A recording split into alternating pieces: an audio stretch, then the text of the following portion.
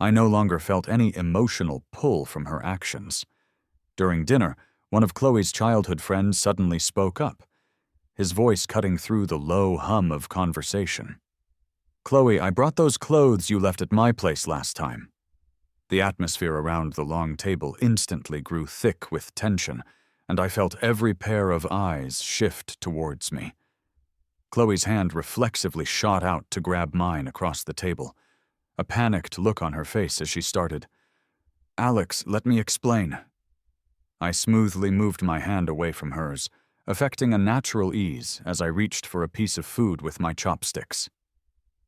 "It's just a piece of clothing," I said to the table at large, my voice even. "I'm not thinking too much about it." A few people exchanged uncertain glances before one of them let out a nervous chuckle. "Alex, you're so forgiving. Not like my partner, he'd be interrogating me the second we got home." I offered a brief, empty smile. Perhaps it was forgiveness, or perhaps it was just apathy. Khloe and I had met during our freshman year of college at a club event. I was a new member of the street dance crew, and she was a percussionist in the orchestra. That day, illuminated by the stage lights, she played with a kind of relaxed yet defiant energy that captivated me. Every beat she struck seemed to resonate deep within my chest, a sudden, powerful rhythm that felt like it was rushing through my veins and exploding out of every pore. But now, sitting here, I could barely recall that heart-pounding sensation. I no longer found myself unconsciously tracking her movements or worrying about every little thing she did. At the table, my friend Ben slid a bottle of juice toward me. "Try this. White grape and acacia flavor. It's actually pretty good." Just then, Khloe picked up a shrimp and began to meticulously peel it with her bare hands. "Alex, this is your favorite boiled shrimp. Let me peel it for you." As she was about to place the shelled shrimp into my bowl, I silently shifted it just out of her reach. "No need to peel it," I said calmly. "There's not much meat, and it's a pain to shell. Don't get your hands dirty." To be honest, I felt a flicker of surprise, not because I was touched, but because I was faintly annoyed. Why wasn't she using gloves? Leo, the friend sitting on Khloe's other side, draped his arm around her neck. "Khloe, I like boiled shrimp too. Why don't you peel some for me? I don't care. You have to peel 10 for me today. If you don't, you have to drive me home." She laughed awkwardly, trying to push him away. "Stop it. My boyfriend is right here." For the first time, Khloe seemed to register the inappropriateness of their physical closeness. "It's no big deal. He's not angry. Why are you being so shy, Khloe?" Leo didn't seem to care at all, and even turned to me with a proud, challenging grin. "Right?" I ignored him completely. My indifference towards Khloe didn't mean I was willing to become a player in their private drama. I tapped Ben's arm. "Hey, have you arranged our ride?" He leaned in close, whispering, "Yep, my sister is graciously chauffeuring us tonight." Ben then grabbed a few napkins, wiped his mouth, and stood up, saying goodbye to the others. "We're done with dinner, so we're going to head out first." Khloe shot up from her seat, even grabbing my bag from the chair beside me. "I'll see you to your car?" Her sudden insistence was almost amusing. I politely declined her offer. "No need. Ben and I have other plans. We're probably going to be out late, so don't wait up." Khloe's oddly assertive behavior made me chuckle internally. Ben added with a hint of teasing, "No thanks, we don't want to interrupt you and your bros' night out." I had been swamped with work lately, traveling from city to secure a major project. Everything had finally fallen into place, and my boss had submitted my promotion application to the head office, which was approved without a hitch. Today, she decided to bring me to their headquarters, promising a brighter future. I shared the good news with Ben immediately, and he excitedly organized this gathering to celebrate. Unfortunately, there were too many people here I barely knew, so Ben suggested we go hang out separately afterward. Exhausted and slightly tipsy from the celebration, Ben's sister dropped him off at his home first and then took me to mine. "No problem, I'm home. You can head back now," I told her. I unlocked the front door, only for it to swing open on its own. Inside, every single light was on, which surprised me as I stepped over the threshold. "You're back." I had fully expected her to be out all night with Leo and the others. Khloe was standing by the balcony, shrouded in a thin veil of smoke drifting in from outside. A cigarette was still smoldering between her fingers, and a small pile of butts was scattered on the floor by her feet. Her expression was lost in the haze, which only added to the melancholy atmosphere. Seeing me home, she opened her mouth to speak, but the words that came out were, "The soup I made to keep you sober has gone cold. Let me go warm it up for you." "No, I didn't drink much. I'm just a bit tired." I rubbed my forehead, glancing at the bowl of cold soup on the coffee table. Not a wisp of steam rose from it. I felt no surprise, no disappointment, just a faint sense of being burdened. I tossed the takeaway bag I was holding into the trash can. "Next time, don't wait for me. Just go to sleep if you're tired." The next morning, my internal body clock woke me up at its usual time. I glanced towards the balcony where Khloe had been standing last night. The cigarette butts had all been cleaned up, leaving no trace behind. At 7, I found 2 plates of freshly made egg pancakes on the dining table, along with a warm glass of milk and a perfectly chilled iced Americano. Khloe looked surprised to see me up, and before a smile could fully form on her face, she noticed the coffee, and her expression faltered. "Drinking iced coffee first thing in the morning isn't good for you." I took a sip of the warm milk.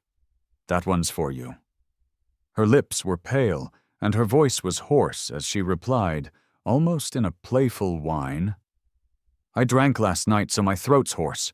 I want to drink the milk." I was a little taken aback. "Didn't you always say that milk leaves no taste in your mouth, and only an iced Americano could properly wake you up?" Since I usually leave for work earlier, I had always prepared breakfast for both of us, including 2 glasses of warm milk. She never touched hers, however, always opting for a cold Americano she kept stocked in the fridge. Once, I had jokingly complained, "I warm up milk for you, and you still go for those cold drinks. You're not concerned about your own health, and you're not even worried that I might be." Khloe didn't seem to care at all. She had simply moved her cup of hot milk to the side and gulped down some of her iced drink. The hot milk sat there until it was completely cold and was later poured down the sink. Eventually, I went into the kitchen and got her another cup of hot milk. It wasn't worth a fuss. She kept trying to start a conversation with me, but always seemed to hesitate. She's never been particularly good with words. I've always known that about her. In the past, I would have racked my brain to find something to chat about, sharing funny stories from work or things that happened with my friends. She would reply now and then, but mostly there would be silence, or she'd cut me off with, "Alex, you talk too much, it's annoying." At some point, the urge to share my life with Khloe simply faded away. Now, there was only silence between us. I used to be a chatty person, but these days, facing Khloe felt like standing before a strict teacher. I just wanted to get through the interaction.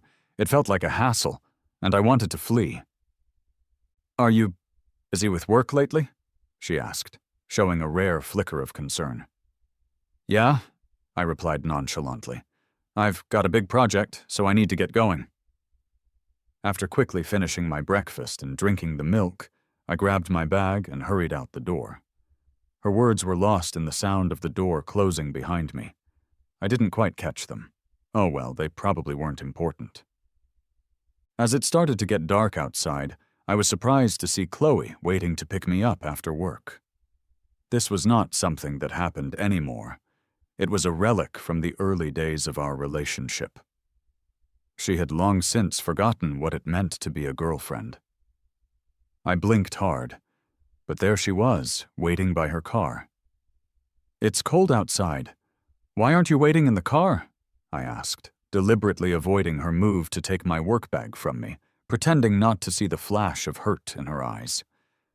I got into the passenger seat as if it were the most natural thing in the world. "Is your work keeping you this late? I remember you guys used to finish by 5. "Yeah, the time changed." Actually, the hours had changed quite a while ago. When the pandemic hit the company hard, there were layoffs, and the extra work simply fell onto the rest of us. But it had been ages since I'd asked her to pick me up from work. "Call me after work. I don't mind picking you up." In the past, words like that from Khloe would have made me overjoyed. I would have flashed a surprised smile, given her a big hug, and said, "Thanks, babe." But now I felt nothing but a hollow sense of sarcasm. She was just saying it to appease me. If I actually stood there waiting like a fool, she would find any number of excuses not to show up, like her childhood friend Leo was drunk or sick. "No worries. I got my driver's license now," I said, my voice perfectly calm. Khloe's hand paused on the steering wheel for a second, and the dim light of the evening hid her expression. I took a small notebook from my bag. "My dad said it would be easier commuting by myself and got me a new car. It's not that expensive, just a little over $10,000. The silence inside the car was suffocating and dull. Exhausted, I leaned my head against my palm, about to drift off to sleep when a jarring ringtone cut through the quiet. I opened my eyes to see Leo flashing on her phone screen, illuminating the night. The wallpaper, a photo of the two of us, was a painful contrast to the incoming call. Khloe instinctively silenced the phone, but it immediately began to ring again. "You should answer it," I said, sitting up straight and opening the ride-sharing app on my own phone. Sure enough, Leo's voice came through the speaker. "Khloe, it's raining and I forgot my umbrella. Can you come get me?" The streetlights slipped through the car window, showcasing the clear hesitation on Khloe's face. Worry was written all over her eyes as she snuck a glance at me. No expectations meant no disappointment. "Go ahead. Just drop me off at the next corner. I've already got a ride." My decisiveness seemed to surprise her. She instinctively grabbed my hand, trying to stop me from getting out of the car. She took a deep breath. "I can't just leave you by the roadside. Let me take you home first." For the very first time, Khloe had chosen me over Leo. Yet, I felt no happiness, just a profound silence. I thought back to about half a year ago. Khloe had come to pick me up, but as soon as I got in the car, Leo called. He was drunk, crying about something without any clear cause. I was furious. I had snatched Khloe's phone and said, "Come on, dude. Your sob story is literally reaching me through the phone. Are you seriously using someone else's girlfriend like this? What about your family, your friends? Why do you need someone else's girlfriend in the middle of the night?" Despite my anger, Khloe just frowned and looked down at me, her tone laced with displeasure. "What are you doing? He's just a friend. That was too harsh." "Too harsh? Khloe, you'd really leave me here to go to him?" "I don't want to argue. Just get some fresh air and calm down." She left me stranded on the side of the road. I ended up in a taxi that took the long route home, and with a heavy heart, I video called Ben and cried until I finally reached my front door. Khloe seemed different now, yet somehow she was unchanged. But to me, it no longer mattered. That weekend, Ben invited me back to our old college campus for a visit. There's a whole street lined with food stalls there and a super popular escape room. I went once and was moved to tears by a couple's love story that was part of the game's narrative. I've always been a sensitive person, naturally emotional. Meanwhile, Khloe was my complete opposite, always more logical than emotional in our relationship. "Alex, my company is having a gathering this weekend. You can bring a +1. Are you coming?" "I'm busy this weekend. It's not really convenient." I was lounging on the couch, playing a game on my phone, and didn't even lift my head to look at her. I even used the voice-to-text feature to message Ben. "Ben, Why didn't you signal when you were going mid-lane? When the game finally ended, I noticed a shadow standing beside me. Khloe was staring down at me. I had no idea how long she'd been there. I was startled, thinking she had something important to say, but she just gave me a deep, unreadable look. Her face showed a kind of simmering frustration. She kicked over the small trash can by her feet, grabbed her jacket, and stood up quickly. Fine. I'll just have Leo take your place. She slammed the door on her way out, and I had absolutely no idea what I had done to upset her. Perhaps, for the first time, Khloe had wanted to make my existence known in her social circles, but I had obliviously turned her down. She's always been a proud person, so getting angry about being rejected is understandable. In the past, I might have tried to sweet-talk her and calm her down, but now it felt like a stone had been thrown into the placid water of my heart, causing ripples that quickly settled back into stillness. Ben picked out a set of clothes for me to wear. He has a really good eye for these things. I'm telling you, this outfit perfectly matches your sunny personality. You're going to be a head-turner. I need to straighten out your twisted fashion sense. I wasn't blind to the fact that I'm not typically handsome, and I don't carry off complex styles very well. But when someone you like has a certain taste, you subtly start to change your own tastes to match. Facing Ben's declaration, I just smiled and nodded, saying, okay, without any further explanation. You just got your license, and I'm fine with being your co-pilot. Is this a bond for life or what? Yeah, you're trusting me with your life, so I'll cover all the expenses today. Awesome! Then I won't hold back. I've got to make sure you pay up. We hit up all our favorite street food spots from our college days. Stinky tofu skewers, fried cakes, grilled cold noodles. We bought so much food that there wasn't enough seating, so we just squatted by the stall and ate. Along the way, thanks to our sunny dispositions, a few girls came over shyly, wanting to exchange contact information, but we politely declined with smiles. Alex, you're doing well, huh? What's this called? Aging finely? Ben teased. I stuffed a tangy grape into his mouth, put my hands on my hips, and laughed. Just eat your grapes. Where do you even get these outrageous words? I'm only a year older than you. 26, young and carefree, okay? My phone kept buzzing in my pocket.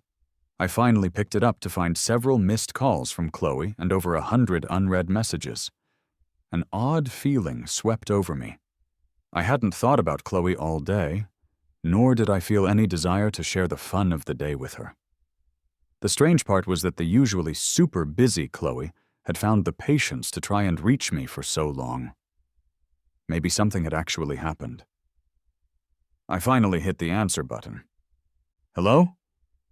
Where are you? Out with Ben. What's up? There was a long silence on the other end of the line, so long that I thought she might have hung up. Do you remember what day it is today? I paused, but someone else answered for me quickly. Hey, today's Khloe's birthday. Did you forget? I went silent. It was an almost tacit admission of silence. I could hear Leo's smug, surprised laughter in the background. You really forgot, huh? Poor Khloe. It's just a birthday. I forgot today. We can celebrate it another day. I couldn't stand Leo's sarcastic tone and snapped back. I heard something clatter to the ground, followed by Leo yelping in pain. Then, Khloe took the phone back, her voice sounding almost incredulous. What did you just say? I shrugged it off and took a piece of gum that Ben handed me. It's what you said, right? Did you forget? I guess Khloe had forgotten. Last year I had gone all out preparing for her birthday. I even set up heart-shaped candles, bought 99 white roses, decorated the entire apartment with balloons and streamers, and got a big cake ready. I had even invited all our friends over. I was planning to propose to her back then. I loved her so much, it was like I was under a spell, desperately wanting a legally recognized partner. So that day, I let everyone witness me become a complete joke. It's just a birthday. We celebrate it every year. Leo and the others already invited me to a concert, and you know those tickets are hard to get." Her voice over the phone was so nonchalant, I could feel her impatience even through the call. "I worked so hard to plan a birthday party for you, and you didn't even want to come?" I gripped the phone tightly, disappointment flooding me like a relentless tide, overwhelming me and making it hard to stay upright. My chest felt tight. "Why did you bother? Don't be so presumptuous, it's just a birthday. If I miss one, it won't kill me. Can't you stop doing all this extra stuff? I don't need it."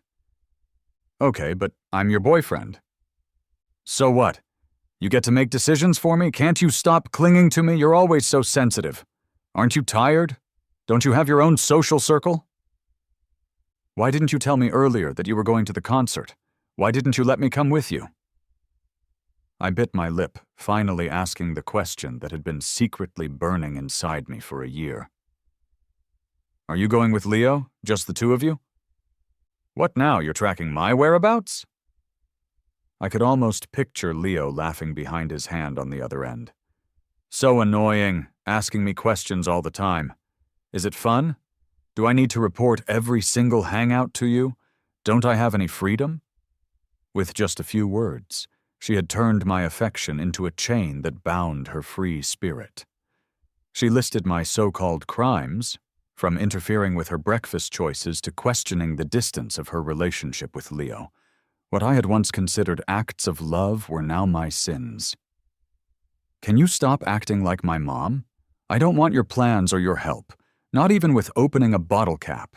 I help only if I want to, not because you want me to." Now I was giving her exactly what she wanted. But here she was, questioning me for it.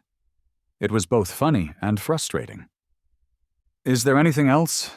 If not, I'm hanging up." I was about to end the call, but then remembered that we hadn't broken up yet. After all, it was Khloe's birthday. I didn't want to ruin her day any more than I already had. I added softly, "I'm going with Ben to see the Lantern Festival tonight, so I can't spend your birthday with you. I'll make it up to you with a gift later." Then I hung up. The phone immediately rang again, and I just turned it off. In the morning, I parked the car at the foot of the mountain. Ben and I went up to see the sunrise and visited a temple that was still empty. We lit incense, made wishes, and got good luck charms. I knelt on the cushion, sincerely praying in front of the Buddha statue. I used to love Khloe, wishing that we would grow old together. Now I had 3 wishes. 1 for my parents' health and happiness, 2 for lasting friendships, and 3, I paused, that the first 2 wishes would come true. Ben joked, "Let us meet beautiful girls when Alex and I go out," and then bowed sincerely 3 times. I glanced over at him, and he met my incredulous gaze, exaggerating his expression. "Oops, did I say that out loud?" and quickly covered his mouth. Of course, no girls showed up. I drove him home and then leisurely returned to my own place. As I twisted the doorknob, opening the door and seeing someone sitting on the sofa, a wave of irritation washed over me. An unexpected wait is a burden for the one being waited for. "You didn't wait for me all night, did you?" As soon as I said it, I regretted it. Khloe was too proud for that. Since I had walked in, Khloe's eyes had been fixed on me. She was trying hard to control her temper, yet she forced a smile. "Did you have fun last night?" Her tone had a hint of sarcasm, maybe even passive aggressiveness. It made me uneasy, yet I suppressed the annoyance. "It was all right." Her gaze drifted to the small box in my hand. Her initial gloom evaporated as she reached out, her voice soft and smiling. "Is this my birthday present?" I instinctively pulled my hand back, avoiding her touch. "This is the lucky charm I got from my folks." Seeing her mood darken, I handed her a different gift bag from my coat pocket. "That one's yours." She took it, froze as she opened it, and then asked, "What's this?" "A watch, can't you tell?" I asked. "Alex, are you trying to piss me off?" Khloe's smile vanished completely. "Why would you say that?" I was puzzled. You once said this watch suited your taste, so I got it for you. You know Leo has the same women's watch. What are you trying to do? Nothing. Don't overthink it. I felt bothered. Even speaking to her was starting to annoy me. Are you hinting at something by giving me a similar men's watch? Are you trying to show how generous you are, or do you just want to push me away? She shouted, her anger building from having waited all night. I just want you to be honest with yourself. What do you mean? You always have these suspicions. I thought you had changed, but now you're bringing up old unfounded issues just to strain our relationship. I didn't want to have an argument so early in the morning. I went into the study and took a box from the top left shelf of the storage cabinet, ignoring her changing expressions, which ended in confusion and a deathly paleness. The box was labeled in her handwriting, "To the most beautiful Khloe in the world." I ignored it, opened the box, and pulled out a watch identical to mine, its face shattered. Yet she had kept it. Do you like the broken watch, or the person who gave it to you? Alex, let me explain. I cut her off. No, you listen. I thought you just said Leo's watch looked nice. I didn't know he had also given you one, until that day you had me bring a document over to your office. Seeing her pale face made me feel a strange sense of vindication. Tears welled up in her eyes. So, friends of the opposite sex can wear matching couples' watches, huh? You two look so fitting together, Khloe. The grievances I had once suppressed now had an outlet. Is my gift not good enough? Or am I not the right person to give it? I thought I had stopped loving Khloe, believing I could tolerate everything about her with indifference. But now, I couldn't hold back the anger, the feeling of exposing her lies, the grim thrill in finally confronting her. I realized I was standing up for my past, foolish self. Khloe, haven't I done enough? I was just being the boyfriend you wanted, so why are you unhappy? I gave you freedom, so why aren't you satisfied? Breakfast as usual, you can eat what you want. I never stopped your late nights out with friends. Childhood friends hug each other. I believed in your innocence. The jacket swapping and arm linking were normal. We're dating, not getting married. We parted on bad terms that day. Or rather, I left early to keep my own mood intact. I stayed at my parents' house for a few days and gave them the lucky charm. My mom posted a picture of it online, and my aunt commented, "I thought you didn't believe in these things." My dad quickly replied, "How did you know? Alex got it for us." While my life was calm, certain people couldn't stand the peace. Khloe's call came around 1 o'clock in the morning, but it wasn't her on the line. "Can you come stop this crazy woman? Khloe's drunk and trying to make Leo smash a watch, insisting that he come and apologize to you." Amid the commotion, my drowsiness faded. The winter night breeze was biting as I wrapped myself in a wool coat and scarf and headed out. This would be my last act as a boyfriend, picking up Khloe late at night. I once loved Khloe enough to care for her constantly, but now I had reached a point where I couldn't give any more. The emotions I had let go of led to letting go of old habits. Eventually, I stopped revolving around her and started feeling uncomfortable with her advances. I was giving her freedom, and myself as well. Though Khloe and Leo were close friends, this was my first time visiting his house. The moment I stepped inside, everyone else turned to look at me, except for Leo, who was curled up on the couch, crying. Khloe's best friend, Sarah, saw me like I was some kind of savior and pulled me into the room. "You're here, thank goodness." Khloe quietly watched me, her skin looking pale, tinged with a shade of red from drinking. With that cold expression on her face, she seemed like someone you wouldn't want to cross. At this moment, she stumbled a bit, leaning on Sarah for support, and then pushed her away to grab my shoulders.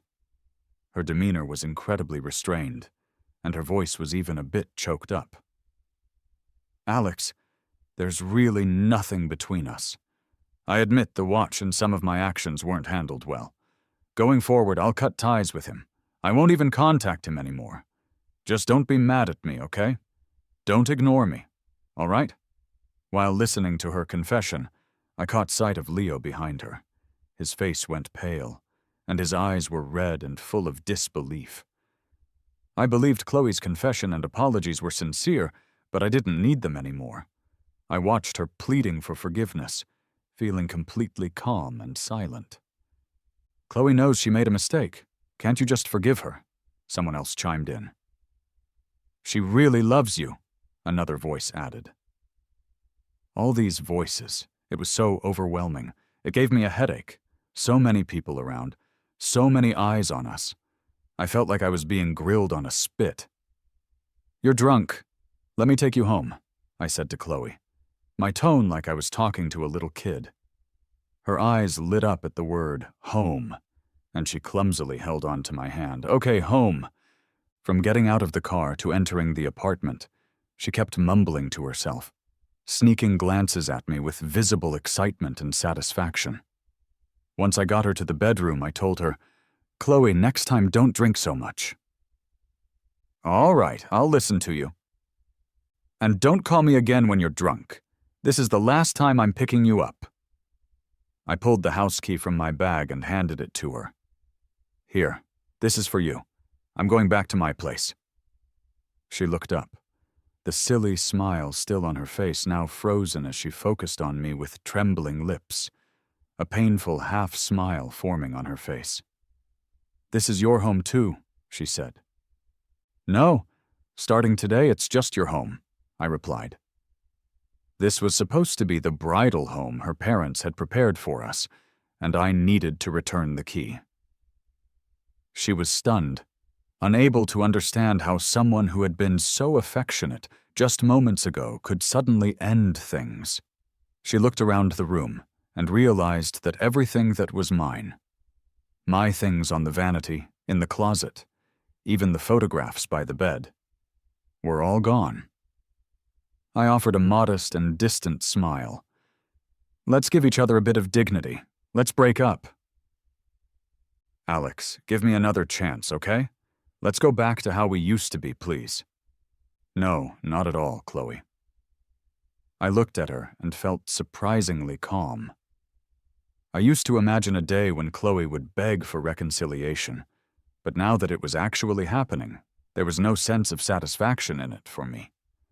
"Why not? You used to love me so much. Why can't you continue? You didn't like it when I got too close to other men. I'll only have you by my side. Isn't that good?" She held me tight, as if trying to absorb me into her very being. But I lacked the desire to struggle, and simply stated the truth. "Looks like I don't love you anymore." I felt Khloe freeze momentarily. If it's obvious when you love someone, it's equally obvious when you don't. Before, if I caught a whiff of alcohol on you, I'd worry about your health. But now you're holding me, and all I can think is, "You stink." She let go, staring at me in disbelief, her eyes filled with pain, resentment, and utter confusion. "Alex, why aren't you the least bit sad?" Maybe to her, if she saw pain and reluctance in my eyes, it would give her something to feel smug about, even amidst the disappointment. I looked up at her. Honestly, I had already processed all the hurt on my own long before this. "Get some rest," I said. "When you wake up, just see our past as a dream." "No." The sound of the door closing cut off her response, just as remorseless as she used to be when she would leave me for someone else. "I got an offer for a transfer, and I was heading to the head office soon. Maybe it's true what they say. Unlucky in love, lucky in money. My parents carefully packed my things and gave me a talisman for good luck. Right before boarding the plane, I got a message from Khloe. "Are you leaving?" Delete, power off, all in one swift motion, wishing for both of us, may every barrier be overcome. Wherever the road leads, may it shine bright. Like two flowers in bloom, we each go our separate ways. After countless joys and sorrows, we may never meet again. Yet we each have the potential for a brilliant future. When did I notice he wasn't the same as before? It was probably on some random day. I was hanging out with Leo and the gang, drinking and singing the night away. I got drunk and crashed on Leo's couch until noon the next day. I woke up with a pounding headache and instinctively checked my phone, expecting to find a bunch of frantic messages and irritating questions from Alex that always managed to dampen the fun. To keep him from ruining the vibe, I would usually put my phone on silent and ignore his notifications. Eventually, I just started turning it off altogether. Oddly, this time, after I turned it back on, there were no new texts or missed calls. I took a deep breath, feeling a strange sense of relief. Leo had woken up at some point, sprung up from the couch, and grabbed my phone, laughing. "Are you really going to report your achievements to your man first thing in the morning? Doesn't that just kill the fun?" Leo knew my phone password, and he started scrolling through my messages with Alex in no time. "Give it back," I snapped, finding him annoying for the first time, and snatched the phone back from him. Leo pretended to be upset, teasing, "Why so stingy? What's the big deal about checking your messages? You've lost all your sense of fun." He grinned playfully and asked tentatively, "Did your clingy boyfriend forget to check in on you last night? That's unusual." Going through my phone without my permission is kind of overstepping, don't you think? "We're like brothers. It's not the same, is it?" he said, punching my shoulder casually, but his matter-of-fact tone bugged me. I brushed his hand off and got up to leave. I wasn't in the mood to talk anymore, but deep down I felt a twinge of guilt. The truth is, Alex always had my best interests at heart, even if he was a bit overbearing sometimes. After a heavy night of drinking, he'd nag a bit, but there would always be a bowl of warm soup waiting for me when I got home. Driving back, I remembered there was a flower shop near my building. Alex loves his flowers, especially lilies that are just about to bloom. It was kind of like his calm and gentle nature. I thought about buying him some, imagining how he'd react, and the thought made me pretty upbeat. But when I got to the shop, it was closed for good. There was a "For Rent" sign hanging on the door. Looking at the empty storefront made me feel uneasy for some reason. That feeling only grew when I opened my apartment door and was met with complete silence. "Didn't come home last night. Where were you?" I couldn't help but text him that while sitting on the sofa, but it was like sending a message into a void. There was no reply at all. As I waited for him to get back to me, my mind wandered into all sorts of scenarios. It wasn't until around lunchtime that I heard keys jingling at the door. That sound, for the first time, made me feel a bit relieved, though I didn't let it on, asking instead, "Why didn't you reply? Where were you?" He looked a bit surprised, but casually said he had stayed at Ben's place and his phone had died. No biggie. I wanted to snap at him for not messaging me when he decided to crash elsewhere. But then I remembered that I never used to check in either when I was out overnight. Thinking of all this, he was already off to work again after changing his clothes. I stopped him. "Tomorrow, we're having dinner with Sarah and the others. I've already agreed." "I've got plans with Ben." He hesitated to decline, but I blurted out, "Bring him too. The more, the merrier." Honestly, I couldn't stand that friend of his. He's always criticizing me. I can't figure out how Alex, who's so chill, hangs out with such an annoying guy. At dinner, Leo blurted out some nonsense. "Khloe, I brought the clothes you left at my place." Everyone at the table was stunned.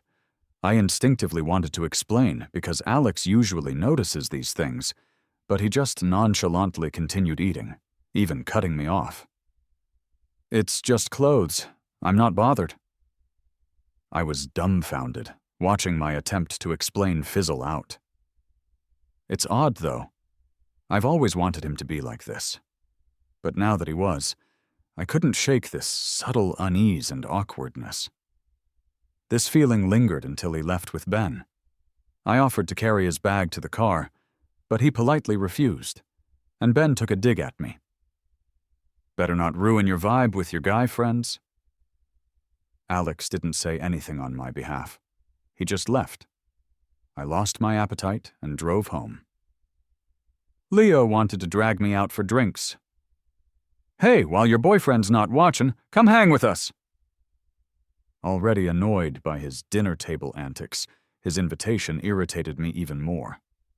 "I'm not in the mood. Shut up." Once home, the place was ghostly empty. I'd had a couple of drinks earlier, and knowing I'd have a headache later, I rummaged for honey to make some warm honey water. But the stove wouldn't light, and then I remembered Alex had mentioned we were out of gas. I hadn't paid it any mind then, so now I had to go out and buy more. The steam from the hot soup I eventually made cooled as the minutes ticked by. Waiting felt like this. I pulled out a cigarette, but then remembered how Alex used to beg me not to smoke in the living room. I closed the balcony doors and smoked outside, gazing at the neighbors' lights that seemed so much cozier than our place. Lost in my thoughts, I grappled with guilt, thinking about making things right. Yet I found out later that he had already stopped caring, because of the aloofness, the acceptance, and the sense that he didn't need to try anymore. There was no excitement about our future, no concern for my smoking habits. Those late-night thoughts let seeds of anxiety spread, growing stronger in the chilling wind. I desperately wished for us to go back to bickering and being open with each other. Even if he nagged, at least I'd feel like he cared about our future, but he just didn't care. He knew I was trying to make amends, to change. I was even willing to be the one waiting for him late at night. But he wouldn't even give me that chance. He forgot my birthday, just like I once forgot his, casually, as if it was nothing. I tried to suppress my disappointment and fear, telling myself I couldn't lose my temper with him. Yet, in a moment of fraught emotion, I knocked over the cake. It's funny, if you think about it. What right did I have to be angry? He came back the next day, only after I'd sent everyone else away. That night, I was planning to propose. The ring was hidden in the rose on the cake. I wanted to hold his hand and say, "This year, my wish is to marry you." But he never came, and my heart felt like it was being ripped open. I sat there waiting the whole night until he finally returned. Oddly, my first thought was relief. At least he came back. I didn't dare ask, didn't dare bring up the changes between us. If I did, he might not even bother explaining before ending things. I thought the amulet was a gift from him, and as I was about to accept it, he handed me another bag, his expression bored and indifferent. "This is your gift." What was that supposed to mean? I trembled inside, and he just shrugged like it was nothing. Suddenly, I realized he knew all along. The fear enveloped me, making me dizzy. I had to explain. I couldn't let him misunderstand. Even lying would be better than this. I was clinging to that thought, but he just didn't care. He disregarded my explanations, just left, and moved back to his parents' place. I ended up at Leo's in a daze. He opened the door, yawning, still poking at me. "Weren't you busy making up with your sweetheart? Got time for me now?" I ignored his sarcasm, grabbed his wrist, and demanded, "That watch, where is it?" "You've lost it?" I was possessed, thinking that if I destroyed that pair of watches, if I showed him my resolve, he might come back. But really, he had long since moved on. It was all just me, lying to myself.